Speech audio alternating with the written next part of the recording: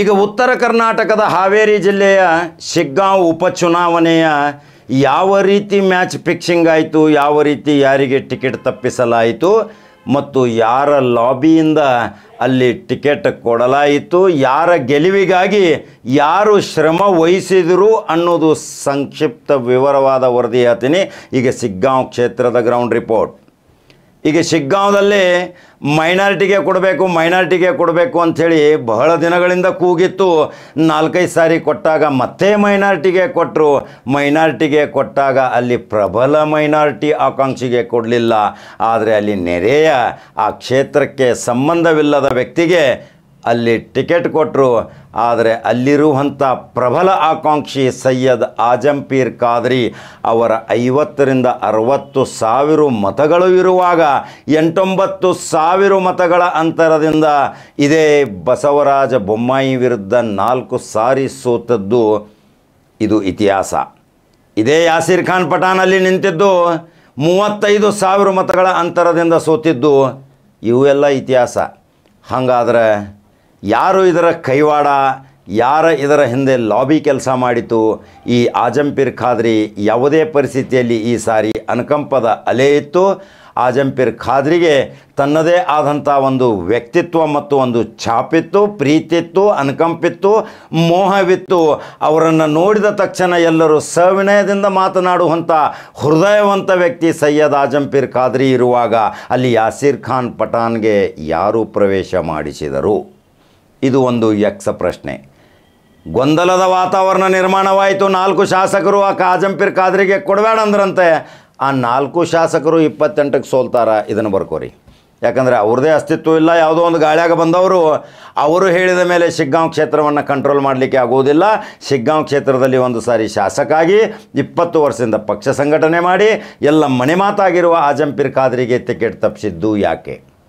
ಈಗ ಮೈನಾರಿಟಿ ಈಗ ಎಲ್ಲಾದರೂ ಆಜಂಪೀರ್ ಖಾದ್ರಿ ಕಾಂಗ್ರೆಸ್ ಬಂಡಾಯ ಅಭ್ಯರ್ಥಿಯಾಗಿ ನಿಂತರೂ ತೊಂದರೆ, ಸುಮ್ಮ ಕೂತರೂ ತೊಂದರೆ, ಯಾವುದೇ ಪಕ್ಷ ಚಟುವಟಿಕೆ ಮಾಡಲಿಲ್ಲಂದ್ರೂ ಡೇಂಜರ್ ಲೈನ್. ಇದಕ್ಕೆ ಭರತ ಬಸವರಾಜ ಬೊಮ್ಮಾಯಿ ಭಾಳ ಒಳಗಿಂದ ಒಳಗೆ ಭಾಳ ಚಂದ ಗೇಮ ಮಾಡಿಸಿದರು.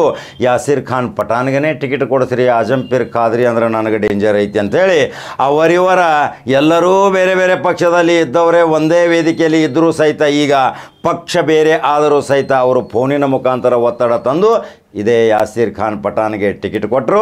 ಅಲ್ಲಿ ಯಾಸೀರ್ ಖಾನ್ ಪಠಾಣ್ ಬಲಿಕಾ ಬಕ್ರಾ ಇನ್ನು ಜೀವನ ಪರ್ಯಂತ ಅಲ್ಲಿ ಯಾವುದೇ ಪರಿಸ್ಥಿತಿಯಲ್ಲಿ ಮೈನಾರಿಟಿಗೆ ಇನ್ನು ಟಿಕೆಟ್ ಕೊಡೋದಿಲ್ಲ. ಅಲ್ಲಿ ನಾವು ಮೊದಲು ಸಮೀಕ್ಷೆ ಮಾಡಿದ್ದೀವಿ, ಕೊಟ್ಟರೆ ಆಜಂಪೀರ್ ಖಾದ್ರಿ ಕೊಡಬೇಕು, ಇಲ್ಲದಿದ್ದರೆ ಅಲ್ಲಿ ಲಿಂಗಾಯತ ಪಂಚಮಶಾಲಿಯವರಿಗೆ ಕೊಡಬೇಕಾಗಿತ್ತು. ಈಗ ಹಾನಗಲ್ಲದ ಪರಿಸ್ಥಿತಿನೂ ಅದೇ. ಈ ಹಾನಗಲ್ಲದಲ್ಲಿ ಏನಾಗಿದೆ ಪರಿಸ್ಥಿತಿ? ಅಲ್ಲಿಯೂ ಸಹಿತ 60-70 ಸಾವಿರ ಪಂಚಮಶಾಲಿ ಲಿಂಗಾಯತರು ಇರುವಾಗ, 45-50 ಸಾವಿರ ಮುಸಲ್ಮಾನರು ಇರುವಾಗ, ಅಲ್ಲಿಯೂ ಸಹಿತ ಇನ್ನು 28ಕ್ಕೆ ಅಲ್ಲಿ ಒಬ್ಬರು ಅಖಾಡ ಕೇಳಿತಾರ. ಆ ಅಖಾಡ ಕೇಳಿದ ತಕ್ಷಣ ಅಲ್ಲಿಯ ಶಾಸಕಿಗೆ ಸೋಲಿನ ಭೀತಿ ಎದುರಾಗ್ತೈತಿ. ಇದು ಪೊಲಿಟಿಕಲ್ ಸೆಕ್ರೆಟರಿ ಶ್ರೀನಿವಾಸ್ ಮಾನೆಯವರು ಯಾವ ರೀತಿ ಲಾಬಿ ಮಾಡಿ ಯಾಸೀರ್ ಖಾನ್ ಪಠಾಣ್ಗೆ ಟಿಕೆಟ್ ಕೊಡಿಸಿದರು. ಯಾಕಂದರೆ ನಾಳೆ ಯಾಸೀರ್ ಖಾನ್ ಪಠಾಣ್ ಎಲ್ಲಾದರೂ ಹಾನಗಲ್ ಕ್ಷೇತ್ರಕ್ಕೆ ನಿತ್ರ ನನಗೆ ಮುಳ್ಳಾಗಬಾರ್ದು ಅನ್ನುವ ಒಂದು ಮುಂದಿನ ರಾಜಕೀಯ ವಿಚಾರದಿಂದ ಇವರನ್ನು ಆ ಕಡೆ ಸರಿಸ್ತಾರ್ರಿ. ರಾಜಕಾರಣದಲ್ಲಿ ಯಾವುದೇ ಲಿಖಿತ ಒಪ್ಪಂದಿಲ್ಲ, ಪ್ರಾಮಿಸರಿ ನೋಟ್ ಇಲ್ಲ, ಎಲ್ಲವೂ ತೋಡ್ನಿ ಬಾಯಿ ಮಾತಿನಿಂದ ಆಶ್ವಾಸನೆಗಳನ್ನ ಕೊಡ್ತಾರ, ಭರವಸೆಗಳನ್ನ ಕೊಡ್ತಾರ, ಯಾವುದೇ ಕಾರ್ಯರೂಪಕ್ಕೆ ಬರುವುದಿಲ್ಲ. ಆಜಂಪೀರ್ ಖಾದ್ರಿಗೆ ಕೊನೆಯವರೆಗೂ ಸಿದ್ದರಾಮಯ್ಯವರು ಬೆನ್ನು ಹತ್ತಿದರೂ ಸಹಿತ ಅಲ್ಲಿ DK ಆ್ಯಂಡ್ ಗ್ಯಾಂಗ್ ಯಾವ ರಣತಂತ್ರ ಹೆಣಿತು, ಅಲ್ಲಿ ಸೋಲಿನ ಭೀತಿ ಎದುರಿಸುವಂಥ ಟಿಕೆಟ್ ಕೊಟ್ಟರು. ಈಗ ಭರತ ಬೊಮ್ಮಾಯಿ ಮತ್ತು ಬಸವರಾಜ ಬೊಮ್ಮಾಯಿ ಥೈ ಕುಣಿಯಾಕತ್ತಾರ. ಅವರಿಗೆ ಯಾವುದೂ ಅಂಜಿಕೆ ಇಲ್ಲ, ದುಡ್ಡು ಖರ್ಚು ಮಾಡೋದು ಅವಶ್ಯಕತೆ ಇಲ್ಲ, ಯಾರ ಕೈ ಮುಗಿದು ಅವಶ್ಯಕತೆ ಇಲ್ಲ, ನೇರವಾಗಿ ವಿಧಾನಸಭಾ ಪ್ರವೇಶ ಮಾಡುವಂಥ ದಾರಿ ಈ ಕಾಂಗ್ರೆಸ್ದವರೇ ಮಾಡಿಕೊಟ್ರು. ಯಾಕಂದರೆ ಕಾಂಗ್ರೆಸ್ಸು ಇಲ್ಲಿ ಶಿಗ್ಗಾಂವದಲ್ಲಿ ಒಂದು ಕಾಂಗ್ರೆಸ್ ಸೀಟ್ ಮೈನಸ್ ಆದರೆ ಸರ್ಕಾರಕ್ಕೆ ಏನು ತೊಂದರೆ ಇಲ್ಲ. ಚನ್ನಪಟ್ಟಣ ಸೋತರೂ ಪರವಾಗಿಲ್ಲ, ಸೊಂಡ್ರು ಸೋತರೂ ಪರವಾಗಿಲ್ಲ, ಸರ್ಕಾರ ಭದ್ರದಿಂದ ಐತಿ. ಆದರೆ ಈ ಉಪಚುನಾವಣೆ ಗಂಭೀರವಾಗಿ ತಗೋಬೇಕಾಗಿತ್ತು ಕಾಂಗ್ರೆಸ್ ಹೈಕಮಾಂಡ್. ಅಲ್ಲಿ ಯಾರ್ಯಾರಿಗೆ ಟಿಕೆಟ್ ಕೊಡಬೇಕಾಗಿತ್ತು, ಚನ್ನಪಟ್ಟಣದಲ್ಲಿಯೂ ಸಹಿತ ತೊಂದರೆ ಮಾಡಿದಿರಿ. ಅದೇ ರೀತಿ ಸೊಂಡೂರದಲ್ಲಿಯೂ ಸಹಿತ ಆಕಾಂಕ್ಷಿಗಳು ಬಹಳ ಇದ್ದರು. ಕುಟುಂಬ ರಾಜಕಾರಣ, ಭಾರತೀಯ ಜನತಾ ಪಕ್ಷದಲ್ಲಿಯೂ ಕುಟುಂಬ ರಾಜಕಾರಣ, ಇಲ್ಲಿಯೂ ಕುಟುಂಬ ರಾಜಕಾರಣ, ಎಲ್ಲವೂ ಕುಟುಂಬ ರಾಜಕಾರಣ ತಮಗೇ ಬೇಕು ಅನ್ನೋದು ಈಗ ಶಿಗ್ಗಾಂವ್ ಮತದಾರ ಕ್ಷೇತ್ರದವರು ಬಹಳಷ್ಟು ಎಚ್ಚೆತ್ತಿನಿಂದ ಮತ ಚಲಾಯಿಸ್ತಾರೆ. ಈಗಲೂ ಸಹಿತ ಕಾಂಗ್ರೆಸ್ ಹೈಕಮಾಂಡಕ್ಕೆ ಸಮಯ ಐತಿ, ಬಿ ಫಾರ್ಮ್ ಚೇಂಜ್ ಮಾಡಬಹುದು. ದುಡ್ಡಿಲ್ಲ ಅಂತಂದಾಗ ಕೋಟಿ ದುಡ್ಡನ್ನು ಪಟ್ಟಿ ಹಾಕಿ ಕೊಡುವಂಥ ಜನ ಅಲ್ಲಿದ್ದಾರೆ ಶಿಗ್ಗಾಂವ್ ಕ್ಷೇತ್ರದಲ್ಲಿ. ಹಾಗಾದ್ರೆ ಖಾದ್ರಿಯವರು ನಮ್ಮ ಜೊತೆ ನೇರಾನೇರಿ ಏನು ಮಾತಾಡಿದ್ದಾರೆ ದೂರವಾಣಿ ಮುಖಾಂತರ, ಅದನ್ನು ಸಂಪೂರ್ಣ ಅವರದು ನಮ್ಮದು ಮಾತುಕತೆಯ ವಿಷಯವನ್ನು ಬಹಿರಂಗಪಡಿಸಾಕತ್ತೀನಿ, ನೋಡ್ತೀರಿ. ಈಗೆಲ್ಲಾದರೂ ಖಾದ್ರಿಯವರು ಈಗ ಬಸವರಾಜ ಬೊಮ್ಮಾಯಿಯ ಸೋಲಿಸೋ ಸಲುವಾಗಿ ರಣತಂತ್ರಗಳನ್ನ ಹೆಣೆದಿದ್ರು. ಈ ಸಾರಿ ಸೋಲನ್ನು ಒಪ್ಕೋತಿದ್ರು ಬಸವರಾಜ ಬೊಮ್ಮಾಯಿ. ತನ್ನ ಮಗ ಆಗಲಿ ಯಾರೋ ಆಗಲಿ ಅಲ್ಲಿ ಭಾರತೀಯ ಜನತಾ ಪಕ್ಷ ಬಾವುಟ ಹಾರಿಸೋದಿಲ್ಲ, ಕಾಂಗ್ರೆಸ್ಗೆ ಲೈನ್ ಕ್ಲಿಯರ್ ಇತ್ತು. ಆದರೆ ಕಾಂಗ್ರೆಸ್ದವರು ಎಡವಿದ್ದು ಎಲ್ಲಿ, ಹೈಕಮಾಂಡ್ ತಪ್ಪು ನಿರ್ಣಯ ತೆಗೆದುಕೊಂಡಿದ್ದು. ಈಗ ಯಾಸೀರ್ ಖಾನ್ ಪಠಾಣ್ಗೆ ಬಲಿಪಶು ಮಾಡಿ ಇನ್ನು ಸೆಕೆಂಡ್ ಲೈನ್ ಲೀಡರ್ ಮಾಡಿ ಇನ್ನು ಮತ್ತೆ ಅವರನ್ನು ಪಕ್ಷ ಚಟುವಟಿಕೆಯಲ್ಲಿಯೇ ಕಾಯಮಾಗಿ ಇರಬೇಕು. 2 ಸಾರಿ ಕೊಟ್ಟವರಿಗೆ 3ನೇ ಸಾರಿ ಕೊಡೋದಿಲ್ಲ ಅನ್ನೋದು ಮೈನಸ್ಸು. ಈಗ ಅಲ್ಲಿ ಶಿಗ್ಗಾಂವ್ ಮತದಾರ ಕ್ಷೇತ್ರ ಭಾಳ ಆಕ್ರೋಶ ವ್ಯಕ್ತಪಡಿಸಾಕತ್ತಾರ. 50 ರಿಂದ 60 ಸಾವಿರ ಮತಗಳ ಕ್ರೋಢೀಕರಣ ಇರುವಂಥ ಈ ಆಜಂಪೀರ್ ಖಾದ್ರಿ ತನ್ನದೇ ಆದಂಥ ಒಂದು ಬಲಾಢ್ಯ ಸೈನ್ಯವನ್ನು ತಯಾರು ಮಾಡಿದಂಥ ವ್ಯಕ್ತಿ. ಆದರೆ ಆಜಂಪೀರ್ ಖಾದ್ರಿ ಒಂದು ಚಿಟಿಕೆ ಹೊಡೆದ್ರೆ ಅಲ್ಲಿ ಯಾರು ಗೆಲ್ಲಬೇಕು, ಯಾರು ಸೋಲಬೇಕು, ಎಲ್ಲಾದರೂ ಬೈ ಚಾನ್ಸ್ ಹೈಕಮಾಂಡ್ ಇದೇ ಆಜಂಪೀರ್ ಖಾದ್ರಿನನ್ನು ಯಾವ ರೀತಿ ಒತ್ತಡ ಪ್ರಭಾವ ತಂದು ಮನವೊಲಿಸಿ ಯಾಸೀರ್ ಖಾನ್ ಪಠಾಣ್ಗೆ ಸಪೋರ್ಟ್ ಮಾಡು ಅಂಥೇಳಿ ಸ್ವಮನಸ್ಸಿನಿಂದ ಖಾದ್ರಿ ಮಾಡಿದರೆ ಮಾತ್ರ ಅಲ್ಲಿ ಯಾಸೀರ್ ಖಾನ್ ಪಠಾಣ್ ಕಾಂಗ್ರೆಸ್ ಬಾವುಟ ಹಾರೋದು. ಇಲ್ಲದಿದ್ದರೆ ಅಲ್ಲಿ ಆಜಂಪೀರ್ ಖಾದ್ರಿ ಯಾವುದೇ ಚಟುವಟಿಕೆ ಮಾಡಲಿಲ್ಲ ಅಂದ್ರೂ ಕಾಂಗ್ರೆಸ್ಗೆ ಭಾರಿ ಸೋಲು, ಮುಖಭಂಗ. ಅಲ್ಲಿ ಭರತ ಬೊಮ್ಮಾಯಿ ವಿಜಯಿ ಆಗ್ತಾರ ವಿಧಾನಸಭೆಯಲ್ಲಿ. ಉತ್ತರ ಕರ್ನಾಟಕದಲ್ಲಿ ಮುಸಲ್ಮಾನರಿಗೆ ಒಂದು ಮಂತ್ರಿ ಸ್ಥಾನ ಇಲ್ಲ, ದಕ್ಷಿಣ ಕರ್ನಾಟಕದಲ್ಲಿ ಮಾತ್ರ ಮಂತ್ರಿ. ಕಲ್ಯಾಣ ಕರ್ನಾಟಕದಲ್ಲಿ ಒಬ್ಬರು ಮುಸಲ್ಮಾನ ಮಂತ್ರಿ, ದಕ್ಷಿಣ ಕರ್ನಾಟಕದಲ್ಲಿ ಜಮೀರ್ ಅಹ್ಮದ್ ಬಿಟ್ಟರೆ ಮತ್ತೆ ಯಾರು ಮಂತ್ರಿ ಇಲ್ಲ. ಇದೇ ಮಾಜಿ ಶಾಸಕ ಅನುಭವ ಇದ್ದಂಥ ವ್ಯಕ್ತಿ ಇಲ್ಲಿ ಏನಾದರೂ ಕಾಂಗ್ರೆಸ್ ಬಾವುಟ ಹಾರಿತು, ಈಗಾಗಲೇ ರಹೀಮ್ ಖಾನ್ ಅವರಿಗೆ 2-3 ಖಾತೆ ಅದಾವ, ಮತ್ತು ಜಮೀರ್ ಅಹ್ಮದ್ ಖಾನ್ ಹತ್ರ 2-3 ಖಾತೆ ಅದಾವ, ಇನ್ನುಳಿದ ಮಂತ್ರಿಗಳ ಹತ್ತಿರ ಸಹಿತ 2-3 ಖಾತೆ ಅದಾವ, HK ಪಾಟೀಲ್ ಹತ್ರ ಅದಾವ, ಅನೇಕರ ಹತ್ರ 2-3 ಖಾತೆಗಳು ಅದಾವ, ತಂಗಡಿಗೆ ಅವ್ರ ಹತ್ರ 2-3 ಖಾತೆ ಅದಾವ. ಹಿಂಗೆ ಪ್ರತಿಯೊಂದು ಮಂತ್ರಿಗಳ ಹತ್ರ 2-3 ಖಾತೆ ಅದಾವ. ಎಲ್ಲಾದರೂ ಆಜಂಪೀರ್ ಖಾದ್ರಿಗೆ ಗೆಲುವು ಆಯ್ತಂದ್ರೆ ಮೈನಾರಿಟಿ ಕೋಟಾದಲ್ಲಿ ಎಲ್ಲರೇ ಆಜಂಪೀರ್ ಖಾದ್ರಿ ಮಂತ್ರಿ ಆಗಬಹುದು ಅಂಥೇಳಿ ಅಲ್ಲಿರುವಂಥ 5 ಶಾಸಕರು ಗಲಿಬಿಲಿಗೊಂಡು ನೇರವಾಗಿ ಒತ್ತಡ ತಂದು ಖಾದ್ರಿಗೆ ಟಿಕೆಟ್ ತಪ್ಪಿಸಿದ್ದು ಗ್ರೌಂಡ್ ರಿಪೋರ್ಟ್. ಖಾದ್ರಿ ಹಣೆಬರವನ್ನು ಅಳಿಸಲಿಕ್ಕೆ ಸಾಧ್ಯ ಇಲ್ಲ. ಖಾದ್ರಿ ಇಂದಿಲ್ಲ ನಾಳೆ ಖಾದ್ರಿನೇ. ಅಲ್ಲಿ ಅಪಾರವಾದ ಜನ ಬೆಂಬಲ ಐತಿ, ಅಪಾರವಾದ ಜನರ ಅವರ ಜೊತೆ ಕೊಡುಗೆಗಳನ್ನ ಸಲ್ಲಿಸ್ತಾ ಇದ್ದಾರೆ, ಆಕ್ರೋಶ ವ್ಯಕ್ತಪಡಿಸ್ತಾ ಇದ್ದಾರೆ. ಅಲ್ಲಿ ಯಾವಾಗಲೂ ಖಾದ್ರಿ ಹೊರಗೆ ಬಿದ್ದಂದರೆ ಅಲ್ಲಿ ತಂದ ಜನ ಯಾರೂ ಬರುವುದಿಲ್ಲ, ಬಂದ ಜನ ಬರ್ತಾರೆ.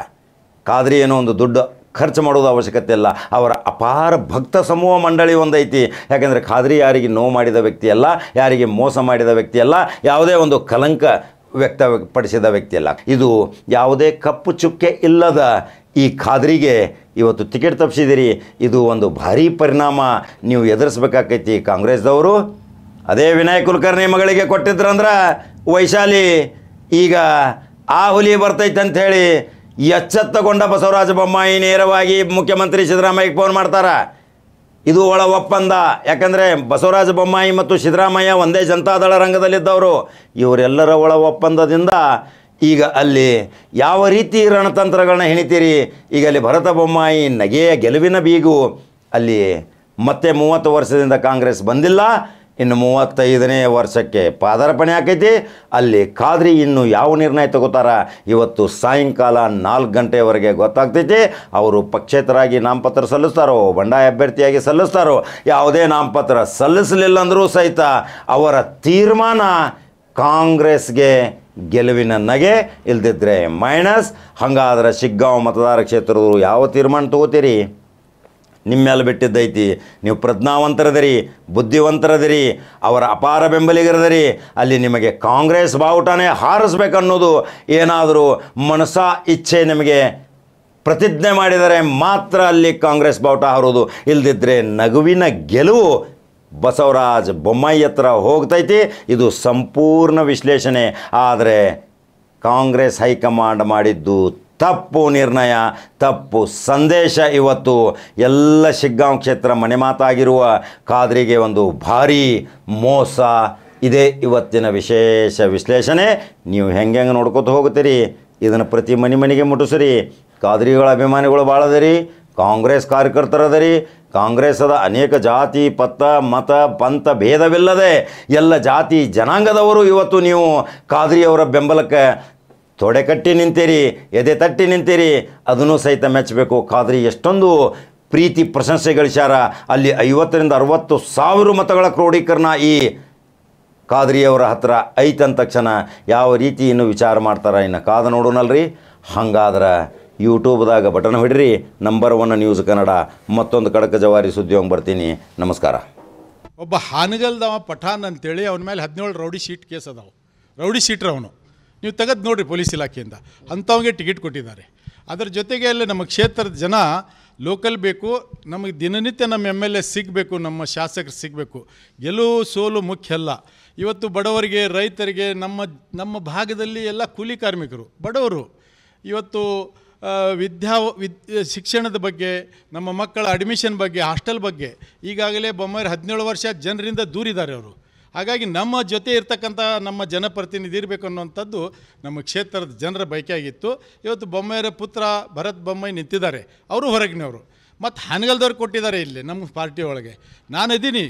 ನಾನು ಒಮ್ಮೆ ಶಾಸಕ ಆಗಿ ಕ್ಷೇತ್ರದ ಸರ್ವಾಂಗೀಣ ಅಭಿವೃದ್ಧಿ, ರೈತರ ಜೊತೆ, ಬಡವರ ಜೊತೆ 24/7. ಆದರೆ ಇಲ್ಲಿ ಎಲ್ಲೇ ಒಂದು ಕಡೆ ಏನೇ ಆಗಿದೆ ಅನ್ನುವಂಥದ್ದು ಕೂಡ ಸಂಶಯ ಬರ್ತಾ ಇದೆ. ಇವತ್ತು ಎಲ್ಲರೂ ಮಾತಾಡ್ತಾ ಇದ್ದಾರೆ. ಅದು ಏನು ಇನ್ಮೇಲೆ ಗೊತ್ತಾಕೈತೆ. ಅದು ಒಬ್ಬ ಹಾನಗಲ್ದವ ಪಠಾನ್ ಅಂತೇಳಿ ಅವನ ಮೇಲೆ 17 ರೌಡಿ ಶೀಟ್ ಕೇಸ್ ಅದಾವೆ. ರೌಡಿ ಶೀಟ್ರ್ ಅವನು. ನೀವು ತೆಗೆದು ನೋಡಿರಿ ಪೊಲೀಸ್ ಇಲಾಖೆಯಿಂದ. ಅಂಥವಂಗೆ ಟಿಕೆಟ್ ಕೊಟ್ಟಿದ್ದಾರೆ.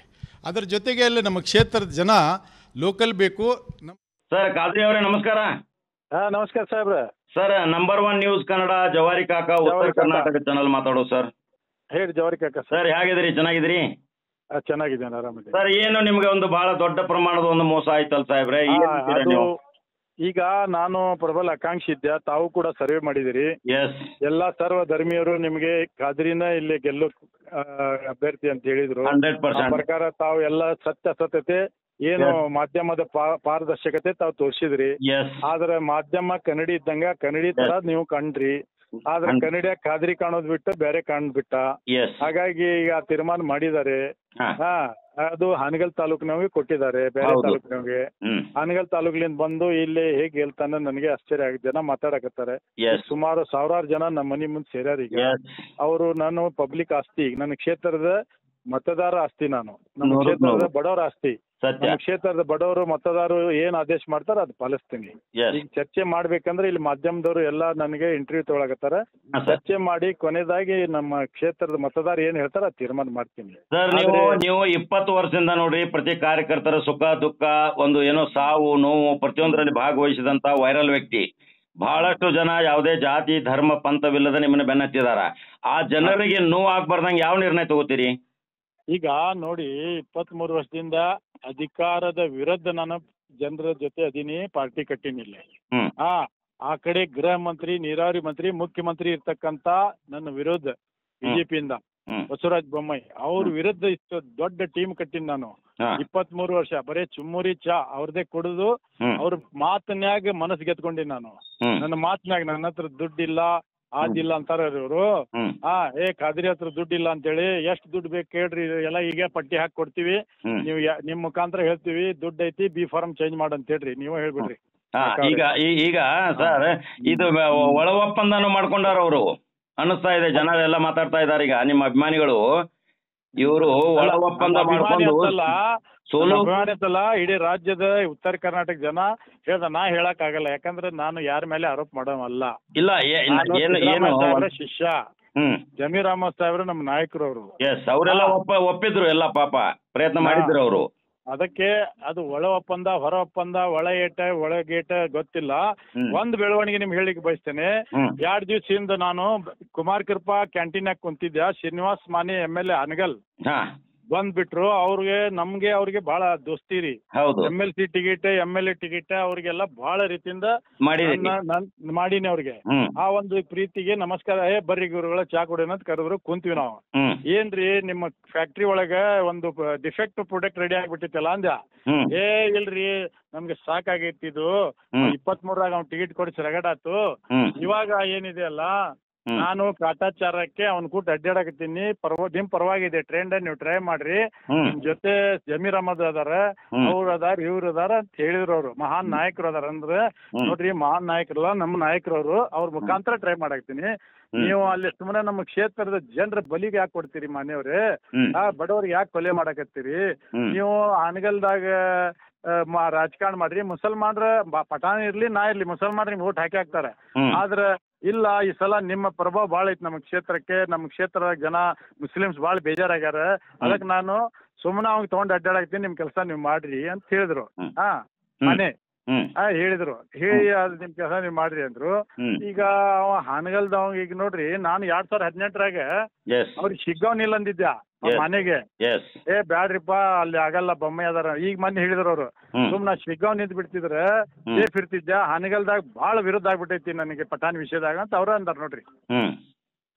ಇನ್ನು ಏನ್ ಬೇಕಿಂತ ಉದಾಹರಣೆಗಳು ಮಾನ್ಯವ್ರದ್ದು. ಈಗ ಸರ್, ನಿಮ್ಮ 50,000 ರಿಂದ 60,000 ಮತಗಳ ಕ್ರೋಢೀಕರಣ, ಕೊನೆ ಒಂದ್ ಸಂದೇಶ ಹೇಳ್ಬಿಡ್ರಿ ಅವ್ರಿಗೆ, ಏನಂತೀರಿ ನೀವು?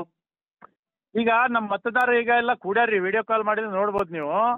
ಅವ್ರು ಈಗ ನಾವು ಚರ್ಚೆ ಮಾಡಕ್ಕೆ ಕೊಟ್ರೆ ನಾವು ಮಾಡಿ ಕೊನೆ ತೀರ್ಮಾನ ನಿಮ್ಗೆ